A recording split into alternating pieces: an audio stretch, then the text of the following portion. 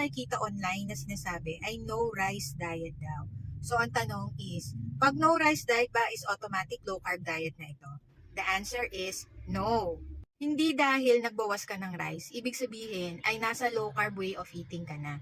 Dahil sa totoo lang, pag sinabing carbohydrates, maraming carbohydrates ang dapat iwasan sa low carb way of eating. Kasama na dito yung mga regular na tinapay, mga noodles or pasta, at yung mga sweets or ice cream. So kung rice lang ang babawasan mo at hindi mo naman babawasan yung iba, hindi ka naman talaga naka low carb nun. Kanin lang talaga ang tinanggal mo sa yung way of eating. Kaya kung nagtataka ka na no rice diet ka na pero hindi ka pa rin pumapayat, probably it's time to take a look kung ano yung mga ibang pagkain na kinakain mo pa rin. Probably hindi ka aware na meron kang kinakain na high carbohydrates pa din at sobra-sobra yung quantity nun. Kaya wala pa rin effect sa iyong weight loss or fat loss. That's why I would suggest na sa umpisa pa lang ay maging